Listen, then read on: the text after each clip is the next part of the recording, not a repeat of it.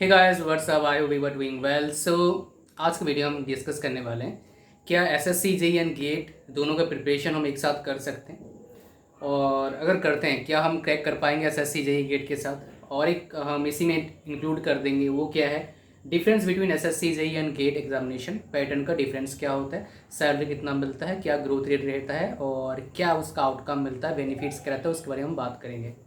तो सबसे पहले हम बात करें क्या हम एसएससी जेईई और गेट के प्रिपरेशन साथ में कर सकते हैं। देखिए यहाँ पर येस और नो में आंसर मैं बता नहीं सकता आपको। It is up to you what you want from your life, this is it. इसमें आप बोलोगे ईएससी को घुसा सकते हैं, हाँ घुसा सकते हो। रीज़न क्या आपको पता लगेगा जब मैं आपको बताऊंगा एसएससी जेईई और गेट के एग्ज़ाम में डिफरेंस क्या होता है। अगर आप देखेंगे एसएससी जेईई में क्या होता है, नॉन टेक पार्ट आधा रहता है, टेक्निकल पार्ट आधा रहता है। नॉन टेक से आते हैं 100 क्वेश्चन, टेक्निकल से कितना क्वेश्चन आता है 100 क्वेश्चन, 200 क्वेश्चन हो गया आपका। एसएससी जेईई में क्या होता है, दो पेपर होते हैं, पेपर 1 पेपर 2, फिर आपका क्या होता है डॉक्यूमेंट वेरिफिकेशन होता है अगर आपका सिलेक्शन होता है तो। इंटरव्यू नहीं होता है एसएससी जेईई में, राइट। एसएससी के पहले बात कर लेते हैं। एसएससी का जो क्वेश्चन का लेवल होता है कैसा होता है, डिप्लोमा लेवल का होता है। जेईई का होता है जूनियर इंजीनियर, डिप्लोमा लेवल का होता है क्वेश्चन डिप्लोमा लेवल मतलब क्या होता है, इसमें थियोरटिकल क्वेश्चन ज़्यादा रहते हैं। अगर 100 क्वेश्चन आप लगा लो टेक्निकल का, 100 में से 85 क्वेश्चन के आसपास क्या रहेगा, टेक्निकल रहेगा। आजकल क्या हुआ है इस साल खास करके ज़्यादा क्वेश्चन कहाँ से आया हुआ है, प्रोडक्शन से, थर्मल और एफएम वाला पार्ट से। ये question majority of the question इनसे आया हुआ है, मैक्सिमम नंबर क्वेश्चन जो है इन्हीं से आया हुआ है। तो एसएससी जेईई में क्या, और एक खास बात के जो पेपर 2 होता है वो क्या होता है, रिटेन होता है, लिखना पड़ता है। और जो आपका पेपर 1 होता है वो क्या होता है, एमसीक्यूज होता है। काफ़ी ज़्यादा कंपटीशन रहता है दोनों एग्जाम में। जो कट ऑफ जाता है जनरल का एसएससी जेईई में लगभग 200 में कितना आता है, प्री का 150 160 जाता है प्री का, जो लेटेस्ट आपको बता रहा हूँ ये। लेकिन अगर आप बात करेंगे 2012 के, तब क्या था, लगभग आपका 100 नंबर कट ऑफ था आउट ऑफ 200। अब कितना लग गया 150 60, सोच सक रहे हो 10 साल में कंपटीशन कहाँ से कहाँ पहुँच गया। राइट हालांकि मैं आपको और इसके बारे में और नहीं मतलब डराना नहीं रहा हूँ, मैं सब मजाक कर थोड़ा मज़े ले रहा हूँ आपको, मतलब थोड़ा सा मैं बता रहा हूँ, मजाक मजाक चर्चा कर रहा है लेकिन ये सच है जो बता रहा हूँ, डेटा ये लगभग सही है। 105 के आसपास 103 के आसपास गया था उस टाइम, अब कितना जा रहा है 150 60 जा रहा है। कंपटीशन डेफिनेटली इंक्रीज कर रहा है डे बाई डे। ये इसलिए बता रहा हूँ बिकॉज हो सकता है बाद में वीडियो देखो कंपटीशन तब तक ऐसे कट ऑफ बढ़ गया होगा, हो सकता है घट भी सकता है, डिपेंड करता है क्वेश्चन का लेवल कैसे आ रहा है, राइट। अच्छा अब देखो क्या बात है, डिफरेंस कहाँ पर आता है जब गेट के बारे में सुनोगे आप। गेट में क्या होता है आपका 65 क्वेश्चन रहते हैं, 100 नंबर का क्वेश्चन आता है, 2 नंबर के क्वेश्चन रहते हैं, 1 नंबर का क्वेश्चन रहता है, 2 नंबर क्वेश्चन 35 रहते हैं, 1 नंबर के 25 क्वेश्चन 30 क्वेश्चन रहता है। नॉन टेक कितने क्वेश्चन आते हैं आपका, 15 नंबर के आते हैं, जिसमें से क्या होता है 5 नंबर इंग्लिश का होता है, 10 नंबर एप्टीट्यूड का होता है, 15 नंबर का नॉन टेक होता है। जबकि एसएससी में नॉन टेक क्या होता है 50% नॉन टेक होता है। गेट में रिटन एग्जाम नहीं होता है, गेट में क्या होता है एमसीक्यूज ही होते हैं। गेट में 1/3 नेगेटिव मार्किंग होता है, एसएससी में 1/4 नेगेटिव मार्किंग होता है। गेट का सिलेबस और एसएससी के सिलेबस में डिफरेंस होता है। गेट के एग्जाम का पैटर्न है, एसएससी के एग्जाम के पैटर्न में डिफरेंस है बहुत ज़्यादा। खास बात क्वेश्चन एसएससी जेईई में है न्यूमेरिकल बहुत छोटे छोटे आते हैं, सिंपल बिकॉज जेईई लेवल का है, डिप्लोमा लेवल के क्वेश्चन आते हैं। गेट में one of the most complete examination, one of the toughest question आते हैं गेट में। न्यूमेरिकल होते हैं, कंसेप्ट क्लियर होना चाहिए आपका, प्रैक्टिस धमाकेदार चाहिए। थियोरेटिकल क्वेश्चन ना के बार बार आपको देखेंगे, अगर देखेंगे तो भी एप्लीकेशन बेस्ड होगा, उसमें कुछ ना कुछ घुमा के दिए होंगे आपको कंफ्यूज करने के लिए। गेट में क्वालिफाइड करने के लिए कितना आपको मार्क्स चाहिए होता है, आपका 34-35 जनरल के मार्क्स चाहिए होता है, ब्रांच वाइज वेरी करता है, राइट। गेट का फायदा क्या है, एसएससी का फायदा क्या है, गेट का फायदा पहले हम अब फायदा दोनों में देखेंगे। गेट का फायदा क्या है आपका, आपको पीएससी में जॉब लग सकता है अगर आपका अंडर 200 रैंक है तो, गारंटी नहीं है लग सकता है बता रहा हूँ। पीएससी में सैलरी कितना होता है, एवरेज मैक्सिमम सैलरी कितना होता है 21 लाख होता है मैक्सिमम जो आपका सैलरी है, और एवरेज सैलरी कितना होता है आपका पीएसयू में 12 लाख के आसपास, राइट। सीटीसी है, सीटीसी और इनहेड में डिफरेंस है, पैसे काफ़ी कट जाते हैं। सीटीसी अगर है मान लो 20 लाख, इनहेड कितना आएगा आपका 15 लाख 16 लाख के आसपास इनहेड आएगा। बहुत सारी चीज़ करते हैं, इनकम टैक्स करता है आपका, उसके बाद आपका कंपनी कॉस्ट टू कंपनी इतना टैक्स जितना भी आपका खर्चा आता है वो कट लेते हैं, तो पैसा फिर कट के आता है, राइट। ये सच्चाई है। नेक्स्ट क्या फ़ायदा आपके पास है, आप अगर मान लो आगे पीएचडी करना चाहते हो तो एमटेक में एडमिशन ले सकते हो गेट के थ्रू से, फिर पीएचडी में आपके लिए ईजी हो जाएगा। बिकॉज जितने भी आपके ये बहुत सारे बच्चों को पता नहीं होता, एक्चुअली में बहुत सारे को पता नहीं होता है। अगर आप आईआईटी से पीएचडी करना चाहते हो तो वो देखते हैं अच्छा गेट स्कोर पहला, और दूसरा क्या देखते हैं, मैक्सिमम आईआईटीज क्या देखते हैं, मैक्सिमम लगभग ऑलमोस्ट ऑल क्या देखते हैं, आपका एमटेक एडमिशन गेट के थ्रू से होना चाहिए।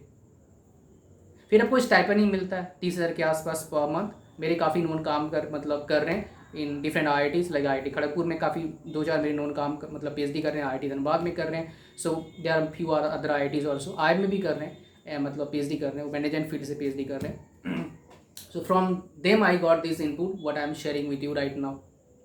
Now very important come to the point, that is what MTech में स्टाइपेंड मिलता है क्या, फिलहाल तो मिल रहा है 12,400 रुपये स्टाइपेंड मिल रहा है per month.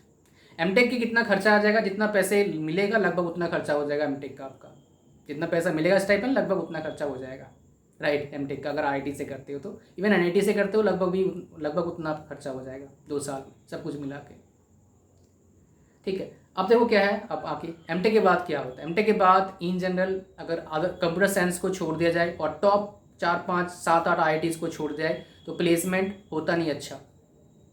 Computer science level में लगभग हर आईआईटीज़, थोड़े अच्छे आईआईटीज़ में, इवन थोड़े अच्छे एनआईटीज़ में लगभग 100% प्लेसमेंट है एमटेक करने के बाद। कोर ब्रांचेज में क्योंकि मेरे को बहुत ख़राब लगता है, कुछ एनआईटीज़ में क्या होता है, जितने बच्चे उनमें से एक का होता है या नहीं भी होता है। बीटेक के भी हालत ऐसा ही है कुछ जगह पर, जो टॉप कॉलेजेस हमें बताया जाता है बिफोर गेटिंग एडमिशन, राइट। ये मुझे कैसे पता है, बिकॉज वहाँ से पास आउट जो हुए हैं वो मेरे से काम कर रहे हैं, that is why I know. Even मैं रिव्यूज़ भी डाला हूँ कुछ कॉलेज का, उन बच्चों जो बच्चे वहाँ से पढ़े हैं, अभी साल पढ़ के निकले हैं, राइट। अभी वो कंटिन्यू करेंगे हम उसका सीरीज। ये तो आपको डिफरेंस आपको पता लग गया, राइट, मैं बता दिया। अब एसएससी जेईई के बाद कितना सैलरी मिलता है आपका, 40,000 पर मंथ। क्या इसमें और एडमिशन होता है इसके थ्रू से, नहीं, ये खाली जॉब आपके लिए, जॉब के लिए होता है। तो प्रॉब्लम कहाँ आता है, प्रॉब्लम क्या होता है, प्रॉब्लम है यहाँ पर एसएससी का पैटर्न अलग है, गेट का पैटर्न अलग है। तो बेस्ट सोल्यूशन क्या है, बेस्ट सोल्यूशन ये है कि आप ईएससी के लिए प्रिपरेशन करिए। ईएससी की प्रिपरेशन करने का फायदा क्या मिलता है, क्योंकि आप सारा चीज़ कवर करते हैं, गेट भी कवर हो जाता है, एसएससी भी कवर हो जाता है। हालांकि एसएससी ईएससी क्वेश्चन और गेट क्वेश्चन में डिफरेंस है, गेट क्वेश्चन टफ होता है as compare to ESC, but ESC preparation करने से क्या फ़ायदा मिलता है, जो आउटसाइड पीएसयूज के एग्जाम होते हैं, जो आउटसाइड एसएससी जेईई के एग्जाम होते हैं, जो आउटसाइड एई के एग्जाम होते हैं, उसमें आपको क्या, इवन नॉन टेक एग्जाम जो होते हैं आउटसाइड, उसमें आपको फायदा क्या मिल जाएगा, बिकॉज आपका साथ साथ नॉन टेक का प्रिपरेशन भी हो रहा है, लाइक रीजनिंग का, एप्टीट्यूड का, जीए जीके, ये सारा चीज़ आपका प्रिपरेशन हो रहा है। अगर आप अदर देन गेट देखोगे, सारे लगभग एग्जाम में यहाँ से क्वेश्चन पूछा जाता है, अच्छा खासा वेटेज रहता है। काफ़ी टाइम से मैं एनालिसिस कर रहा हूँ, based on that I am telling you. तो अगर आप टारगेट बना के रखे हो कि मेरे को गवर्नमेंट जॉब ही क्रैक करना है, so target ESC, it will become quite easier for you to crack even PSUs. Last 1 year में 3-4 पीएसयूज के एग्जाम हो चुके हैं। कोल इंडिया का हो चुका है, आपका वाइजाग का हो चुका है, एनएलसी का हो चुका, कोल इंडिया का जॉब भी लग गया है हमारे कुछ लोगों का, राइट। उसका वाइजाग का, एनएलसी का, वाइजाग का भी इंटरव्यू होगा, उसमें भी कुछ बंदों ने हमारा क्रैक करे हुए हैं, जो हमारे से टेस्ट सीरीज हमारे से पढ़े थे। इसके बाद आपका एनएलसी का हो चुका है। अभी आपका अगर बात करेंगे एआई का हुआ है, लेकिन वो क्वेश्चन अलग था, राइट, तो उसका एग्ज़ाम हुआ है। अब एग्ज़ाम हॉल का होगा, एचपीसीएल का होगा। तो हर साल 3-4 एवरेज में पीएसयूज के एग्ज़ाम होते हैं। तो ये अपॉर्चुनिटी है आपके लिए काफ़ी अच्छा, टू बी ऑनेस्ट, बिकॉज देखो जब प्रिपरेशन होता है आप बता नहीं सकते हो कब कौन सा एग्ज़ाम आपसे क्रैक हो जाएगा, because it's all about nature. कब क्या घूम के आपके सामने लक अच्छा हो, जिसको लक बोलते हैं आप लोग, कि भाई सारा क्वेश्चन सही करके आ गया, राइट। फिर क्या होता है, आपको मज़ा आता है, चलो आज तो मेरे साथ भगवान ने मेरे साथ दे दिए। ऐसा होता है, काफ़ी सारा होता है। जो पढ़ के गए हो वो आ गया, जैसे अभी कॉलेज में होता था, ये टॉपिक पढ़ के अभी आ गया, चलो फटाफट लिखता हूँ मैं, ऐसे होता है, मज़ा बढ़िया से लिखूंगा, पहले क्वेश्चन नहीं करूँगा, अभी पढ़ के आया मैं, तो ऐसे होता है, it happens many times, right. चलो, लेकिन इसके भरोसे आप जी नहीं सकते हो, आपको तो मेहनत करना पड़ेगा, ठीक है। अब देखिए, अब देखो कैसे से क्वेश्चन आपके सामने क्या आता है। क्या मैं ऑनलाइन कोचिंग लूँ ईएससी के लिए? नहीं भैया, ईएससी एग्जामिनेशन ऑनलाइन से मेरे ख्याल से क्रैक नहीं होगा, इवन गेट जैसे एग्जामिनेशन, इवन एसएससी जैसे। अगर आपको ऑनलाइन पढ़ना है तो सेल्फ स्टडी करिए, बहुत वीडियोज़ है फ्री का, देखो, सेल्फ स्टडी करो, डू नॉट नीड टू पे एनी अमाउंट टू एनीबडी। हाँ, टेस्ट से जरूर बाय करिएगा, कम से कम 3-4 जगह से, पहला। दूसरा, अगर मान लो आपको सही में बढ़िया से प्रिपरेशन करना है, ये ऑनलाइन उसके लिए है जो ऑलरेडी प्रिपेयर्ड है, मतलब बेसिक जिसका ऑलरेडी अच्छे से क्लियर है। अगर बेसिक आपका अच्छा क्लियर नहीं है फिर ऑनलाइन करना मुश्किल होगा, आपके लिए ऑफलाइन कोचिंग की जरूरत है। तो try to get offline coaching. कहाँ पर? दिल्ली या हैदराबाद। उनके सब ब्रांच में जो भी आप, मैं नाम नहीं लूँगा, जो भी कोचिंग इंस्टीट्यूट है जो उनका हेड ब्रांच है वहीं पर एडमिशन लो। उनके जो एक्सटेंशन सेंटर है वो आई डोंट रिकमेंड, राइट। बाकी आपकी मर्जी है। 2 सेंटर ऐसे हैं, एक हैदराबाद है और एक दिल्ली है, समझ गए होंगे। किसी भी दोस्त से पूछना बता देगा, मैं आपको नेट पर बता नहीं सकता, बिकॉज ये तो बोलेंगे सर प्रमोट कर रहे हैं आपको, उनको तो मैं प्रमोट नहीं कर रहा हूँ, मैं बता रहा हूँ सही में वहाँ पर पढ़ाई होती है।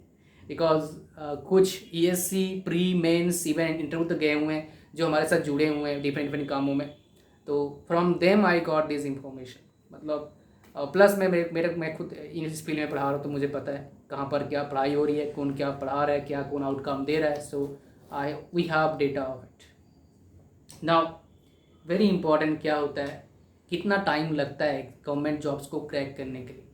अब देखो, एक्सेप्शनल केसेस हर जगह होते हैं। मैंने एक चीज़ ऑब्जर्व करा है, एवरेज में अगर आपको गवर्नमेंट जॉब चाहिए, फिलहाल जो कंपटीशन लेवल है, फिलहाल क्या प्रॉब्लम मैं बता रहा हूँ, सबको सरकारी नौकरी चाहिए। सारे जो मिडिल इस एज के ग्रुप के हैं 20 से 25 साल, सारे प्रिपरेशन कर रहे हैं। अच्छी बात है, no problem. But preparation start करने से पहले एक बात अपने आप से पूछना, क्या आप अपने आप को 100% पढ़ाई में देने के लिए तैयार हो? अगर आपको दिल से आता है और दिमाग से भी आता है answer yes, then go for it. अगर कहीं लगता है नहीं यार मेरे को प्राइवेट नौकरी मिल नहीं रहा है इसलिए मैं इस ऑप्शन को चूज कर रहा हूँ, तो कहीं ना कहीं मुझे लगता है आपको दोबारा सोचने की ज़रूरत है। Because it's your life. एक बार 2-3 साल गैप होने के बाद प्राइवेट कंपनीज वाले प्रेफर नहीं करते हैं, बिकॉज उनको चाहिए फ्रेश, सब कुछ फ्रेश चाहिए, पुराना नहीं चाहिए। भाई आप फिर बहुत पुराने हो गए, आप फ्रेश माइंड उनको चाहिए हमेशा, वो फ्रेश ही प्रेफर करते हैं, फ्रेश माइंड।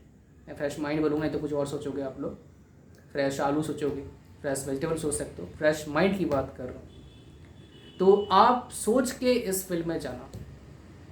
और एक बात, अगर मान लो जो भी 4th ईयर में है उसका गेट क्रैक हुआ है, लेकिन बस क्रैक ही हुआ है, अच्छा मार्क्स नहीं आया है, तो भूल के भी अगर आपको इंडस्ट्री में जॉब नहीं करना है, अगर आपको टीचिंग नहीं करना है, रिसर्च नहीं करना है, आपका टारगेट ही है PSU, आप एमटेक में एडमिशन ले जा रहे हो बिकॉज स्कॉलरशिप मिल जाएगा, टाइम मिलेगा पढ़ने के लिए, तो मेरा रिकमेंडेशन क्या है, आप एडमिशन मत लेना एमटेक में, घर में बैठ जाओ, चुपचाप दबा के मेहनत करो और टारगेट रखो अंडर 50 रैंक लाने का। तरीका वही है, basic concept, previous year, test series, analysis, बस किससे पूछो वही बताएंगे आपको। 4 ही चीज़ें होते हैं, हर एग्जाम का यही एक फंडा होता है, घुमा फिरा के लोग बात करते हैं जिन्होंने जैसे एक्सपीरियंस किया है। मैं कम से कम 100 ऑफ टॉपर से बात कर चुका हूँ जिनका रैंक अंडर 500 अंडर 100 आया हुआ है, from them I am telling you. बहुत सारे लोगों का इंटरव्यूज ले चुका हूँ, जो ऑल इंडिया 4th रैंक है, वो मेरे फ्रेंड ऑफ फ्रेंड है। 2014 में वो पास आउट किया था, मतलब 2014 में उसने 14 या 13 में उसका 4th रैंक आया था। So right, from that I am telling you mind, from he is उसका उनका इंटरव्यूज भी मिल जाएगा आपको, उनका मैंने रखा हुआ है अपने चैनल पर, उनका है, राइट। तो आप उनको वीडियोज़ को देख सकते हैं, ठीक है। तो I hope so you got all the points, clear picture आपको मिल गया, और इन चीज़ पर आप ध्यान, मतलब अच्छे से आप समझ पाएंगे मैं क्या बात कर रहा हूँ, राइट। बिकॉज मैंने इसको बायस नहीं रखा, इसको अनवाइस रखा, बिकॉज मैं हमेशा हर वीडियोज़ को अनवाइस बनाता हूँ, चाहे आपको इनिशियली बुरा लगे कोई बात नहीं, लेकिन आप बाद में आप मेरे को नहीं बोलोगे सर आपने बायस्ड बताया था, मैं बता दूंगा बेटा कुछ नहीं हो जाता है, ले लो एडमिशन, ऐसा फिर आपको ख़राब मतलब बाद में नहीं होगा, फिर मेरे को बोलोगे सर आपने एक साइड बताया दूसरी साइड नहीं बताया, मतलब आपने बस प्रोज बता दिया, कौन कुछ नहीं बताया, right. So I have shared both the sides, pros and cons as well, so that आप जान के सारा इंफॉर्मेशन डिसीजन आप ले पाओ, मैं डिसीजन ना लूँ, आप decision low, right. So because आप अपने आप को अच्छा जानते हो, मैं नहीं जानता। सो लाइफ में कुछ भी डिसीजन लेना है आपको, बिकॉज अभी आप वो 10 साल के नहीं हो कि पापा मम्मी बेटर ले सकते हैं, अभी आप वेल एजुकेटेड हो, ऑलरेडी आप एडल्ट हो चुके हो मोस्ट प्रोबेबली। तो आपको क्या करना है, आप जितना भी इंफॉर्मेशन निकाल सकते हो डिफरेंट चीज़ों के बारे में, सारी इंफॉर्मेशन निकालो ताकि बाद में रिग्रेट ना फील करें, देन टेक डिसीजन, जितना इंफॉर्मेशन निकाल सकते हो ताकि बाद में आपको ना लगे मैंने एफर्ट नहीं लगा था, राइट। बाद में आपको कभी नहीं माइंड बनाना चाहिए कि मैं एफर्ट नहीं लगा इसलिए अभी आज यहाँ पर हूँ, आप इतना अभी एफर्ट डालो कि बाद में रिग्रेट का मौका ही ना मिले। चाहे आप जो चाहते हो मिले ना मिले, कोई फ़र्क नहीं पड़ता। बाद में क्या हो ना, मैंने बहुत एफर्ट डाला, मिला नहीं, कोई बात नहीं, कोई फ़र्क नहीं पड़ता। लेकिन अगर आप एफर्ट नहीं डालते हो, बाद में फिर आप अपने आप को दिल से किसी को बोल नहीं सकते, अपने आप को मैंने एफर्ट डाला नहीं था इसलिए ये चीज़ मेरे साथ हो रहा है। ये सब कब कोई बोलते हैं, बताता हूँ आपको। हमारे दोस्त हैं ना, काफ़ी पुराने हो गए, होते 20 मतलब 30 साल के हो गए सारे। अब थोड़ा ना वो PSU उसके जॉब निकालेंगे। बस एक बार पिला दो अच्छे से, सारे बोलते हैं, कुछ तो रोते हैं। ठीक है, मतलब रोते हैं क्या, समझ में आ गया ना, आँखों में आंसू आता है, भाई मैंने तो गलती कर दी। ठीक है, मैं ज़्यादा नाम नहीं बता सकता बिकॉज वो भी मेरे वीडियोस देखते हैं, तो भाई गलत हो जाएगा। पर आप मेरे घर ही आ जाएंगे वो। ठीक है, okay, thank you very much, मिलते हैं नेक्स्ट वीडियो में, बाय बाय, थैंक यू।